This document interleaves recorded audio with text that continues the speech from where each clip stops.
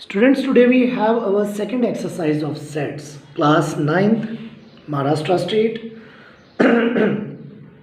Sets exercise number 1.2। इस exercise में हम मेन तीन चीज़ें पढ़ने वाले हैं। इक्वल सेट्स क्या होते हैं, एम्प्टी सेट्स क्या होते हैं जिसका दूसरा नाम नल सेट भी होता है, ओके, और फाइनाइट एंड इनफाइनाइट सेट्स क्या हैं। छोटी सी एक्सरसाइज है, जल्दी हो जाएगी। Okay, let's start. Exercise practice set number 1.2, page number 6 of the textbook. पहला क्वेश्चन है, decide which of the following are equal sets. A B C तीन सेट दे रखे हैं। मैंने आपको रूल बताया है, टेक्स्ट बुक आपके पास लिखी होनी चाहिए, क्योंकि मैं यहाँ पर क्वेश्चन भी लिखूँ फिर उसका आंसर लिखूँ तो ये वीडियो 30 मिनट्स की हो जाएगी। ओके, तो क्वेश्चन रेडीमेड आपकी टेक्स्ट बुक में है, आप टेक्स्ट बुक सामने रखें, मेरे साथ वो क्वेश्चन रीड करें और फिर आप जो मैं सोल्यूशन एक्सप्लेन कर रहा हूँ उसको ध्यान से सुने, पॉज कर करके सुने और उसकी प्रैक्टिस नोटबुक पे कर लें। फिर आप अपने डाउट्स मुझसे व्हाट्सएप से क्लियर कराएंगे। इस एक्सरसाइज में डायरेक्ट आंसर नहीं लिख सकते आप। कितने टीचर्स डायरेक्ट आंसर लिखा सकता है कोई, लेकिन आप नहीं लिखेंगे, आप थोड़ा सा इसे सॉल्व करेंगे। हमारा क्वेश्चन नंबर 1 क्या है? ओके, क्वेश्चन नंबर 1 है हमारा कि ए सेट गिवन है, हम मुझे A set is equals to given है what x such that 3x - 1 is equals to 2। तो आपको इसको सॉल्व करना पड़ेगा। ओके, इसको सॉल्व करना पड़ेगा। तो मेरा ए सेट क्या आएगा? ए सेट आएगा, इसको लिस्टिंग में कन्वर्ट करना है। ये जो ए बी सी तीन सेट हैं, ये तीनों सेट बिल्डर में है। एक बेसिक बात फिर आ गई कि ये तीनों सेट बिल्डर में है, एक्स एज दैट एक्स करके। अगर आपने इसको लिस्टिंग में नहीं कन्वर्ट किया तो फिर आप इसको सॉल्व भी नहीं कर पाएंगे। इसलिए फर्स्ट एक्सरसाइज का आना मस्ट है कि सेट बिल्डर को लिस्टिंग में कन्वर्ट करना है या लिस्टिंग को सेट बिल्डर में कन्वर्ट करना। तो इसका सोल्यूशन क्या होगा?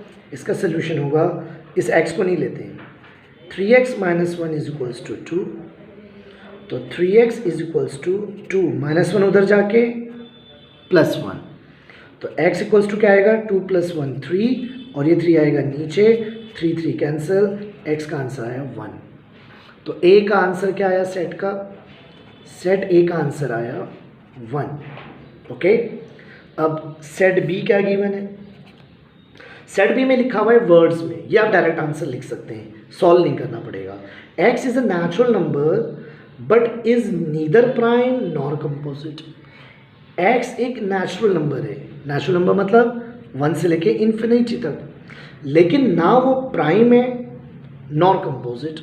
तो प्राइम स्टार्ट होता है फ्रॉम 2 और उसके आगे के सारे नंबर तो वो है ही नहीं, तो उसका आंसर क्या आएगा? फिर 1 ही आएगा। मतलब नेचुरल नंबर स्टार्ट्स फ्रॉम 1 और वहाँ लिखा हुआ है कि 1 नेचुरल नंबर भी है but is neither prime nor composite, मतलब 2 और उसके आगे जो प्राइम्स होते हैं वो है ही नहीं, ना प्राइम है ना कंपोजिट। तो फिर आंसर क्या आएगा? ओनली 1। तो बी का आंसर क्या आया? बी का भी आंसर आया 1। सी में क्या लिखा हुआ है?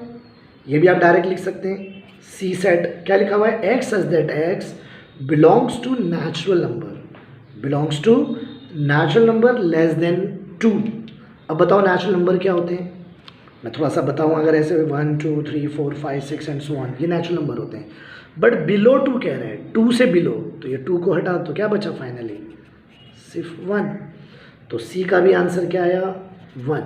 मतलब ए सेट का भी आंसर 1, बी सेट का भी आंसर 1, सी सेट का भी आंसर 1। तो आप कह सकते हैं कि A set is equals to B set is equals to C set, यानी ये इक्वल सेट्स हैं।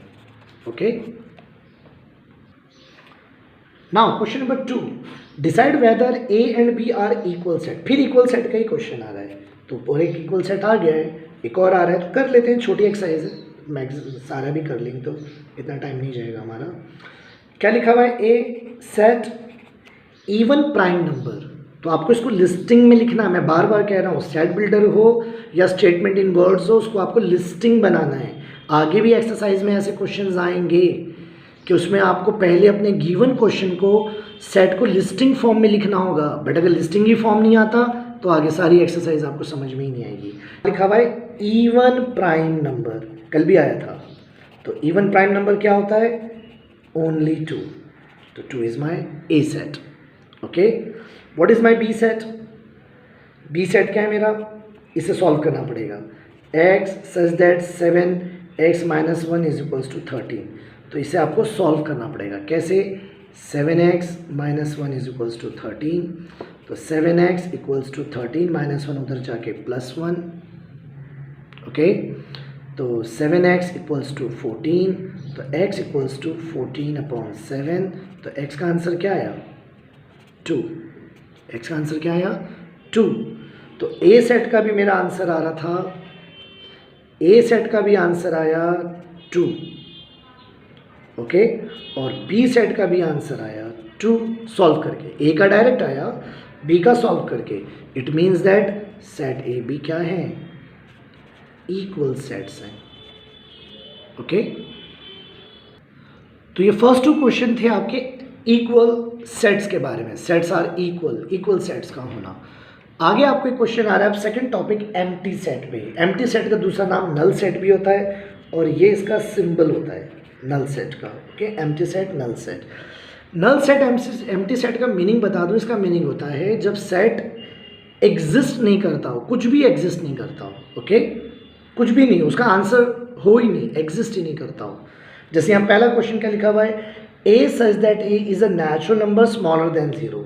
आप मुझे एक ए सेट बताइए जो नेचुरल नंबर है स्मॉलर देन 0. आप जानते हैं नेचुरल नंबर स्टार्ट्स फ्रॉम 1. तो स्मॉलर देन 1 तो नेचुरल नंबर होता ही नहीं है.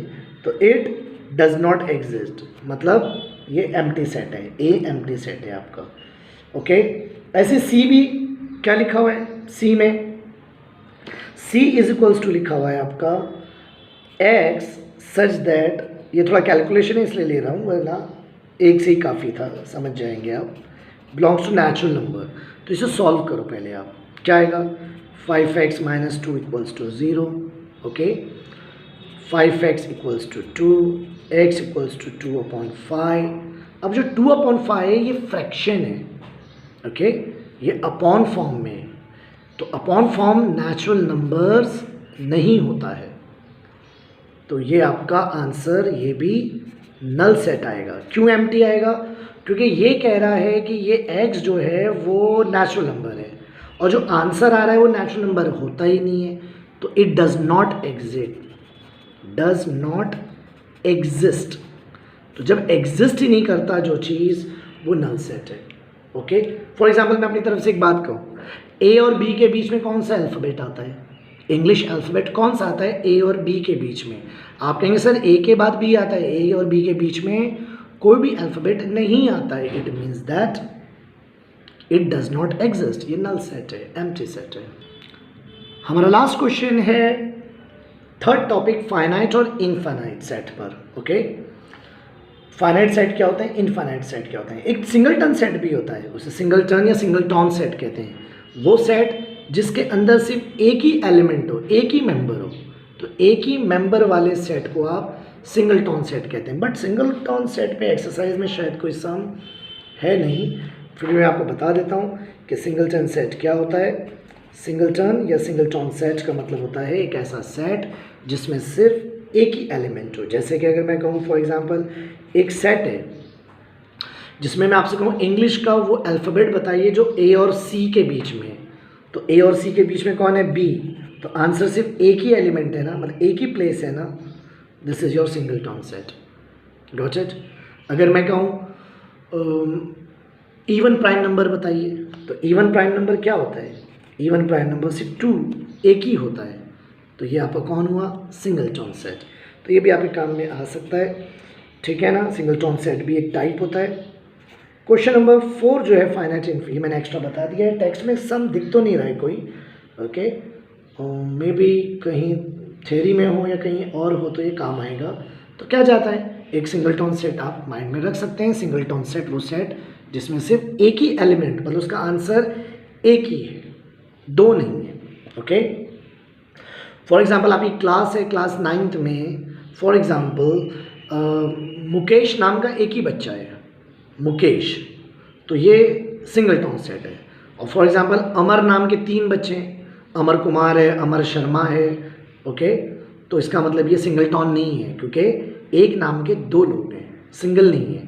बट जिस नाम का एक ही पर्सन हो, एक ही सेट हो, एक ही क्वांटिटी वहाँ आ रही है, सिर्फ एक ही मेंबर हो, एक ही एलिमेंट हो, उसे आप सिंगलटन या सिंगलटन सेट कहते हैं। क्वेश्चन नंबर 4 जो एक्सरसाइज का हमारा है उस पर आ जाते हैं, फाइनाइट और इनफाइनाइट सेट। फाइनाइट मतलब जिस चीज़ को आप काउंट कर सकें, ओके, वो फाइनाइट है। जिस चीज़ की लिमिट हो वो फाइनाइट है, और जिस चीज़ की लिमिट नहीं हो, जिसे आप काउंट नहीं कर सकते, वो इनफाइनाइट है। ओके, फॉर एग्जाम्पल एक्सरसाइज के सम ले लेते हैं। क्वेश्चन नंबर 1 लिखा हुआ है x such that x less than 10। Question number 4 का 1 क्या लिखा हुआ है, x such that x less than 10। ये क्वेश्चन है आपका, और x कौन है आपका, belongs to prime natural number. तो बताइए नेचुरल नंबर लेस देन 10 कौन होते हैं। तो ये आंसर आएगा 1 2 3 4 5 6 7 8 9। ये 9 एलिमेंट्स लेस देन 10 होते हैं नेचुरल नंबर। तो ये फाइनाइट हुआ ना, क्यों फाइनाइट हुआ, हमने काउंट भी कर दिया और बता भी दिया। ओके, जो चीज़ की लिमिट गिवन हो वो वैसे भी लेस देन 10 मतलब लिमिट गिवन है 9 तक, तो ये चीज़ फाइनाइट है। और जिस चीज़ के बारे में नहीं पता हो, जैसे कि माय क्वेश्चन है सेट ऑफ होल नंबर्स, क्या लिखा हुआ है question, okay, set of whole numbers. तो सेट ऑफ होल नंबर्स क्या होते हैं आपको पता है, whole number starts from 0 0 1 2 3 4 5 dot dot dot dot dot up to infinite. Whole number 0 से स्टार्ट होते हैं अप टू इन्फिनिटी। तो क्या कोई लिमिट गिवन है, 100 1000 10,000 कोई लिमिट गिवन नहीं है। तो ये जिस चीज़ की लिमिट गिवन नहीं हो, जिसे आप काउंट नहीं कर सकें, ये अनकाउंटेबल है, तो ये आपका हो गया इनफाइनाइट सेट। ये आपका सेट कैसा है, इनफाइनाइट सेट है। ओके, बस ऐसे ही नाम लिखना है, फाइनाइट सेट, इनफाइनाइट सेट। बहुत से बार थोड़ा सा ऐसा लिख सकते हैं, बाकी ये फाइनाइट इनफाइनाइट है। ओके, एक लास्ट में एक चीज़ लिखिए, set of people from your village. आपके विलेज के लोग, बताइए आपके विलेज में कितने लोग हैं, काउंटेबल है ना, मतलब आप काउंट कर सकते हैं ना विलेज में कितने लोग हैं। एक नंबर डेफिनेट है, 10,000 हैं, 20,000 हैं, 50,000 हैं। तो एक फाइनाइट नंबर है आपके देश के लोगों का या विलेज के लोगों का या मुंबई सिटी के लोगों का नंबर जो है एक फाइनाइट है, तो इसे कहते हैं फाइनाइट सेट। तो आपका लास्ट आंसर फाइनाइट सेट है। तो बस इसमें आपको फाइनाइट इनफाइनाइट ही बताना है। थर्ड में लिखा हुआ है set of student of class 9 from your school. आपके स्कूल के अंदर, थर्ड क्वेश्चन है, जो set of students of class 9 थे बताइए। तो आप क्लास 9 में कितने स्टूडेंट आप बता सकते हैं ना, फाइनाइट सेट है। ओके, बट एक क्वेश्चन है आपका set of a rational number, 7th question, set of rational number. अब रैशनल नंबर तो कितने भी होते हैं। ओके, तो ये आपका हो गया इनफाइनाइट। Got it. तो this is all about your exercise. छोटी एक्सरसाइज थी, इसको आप ध्यान से करें। ओके, कोई प्रॉब्लम हो तो फिर वही सिस्टम मैं बता चुका हूँ। Thank you.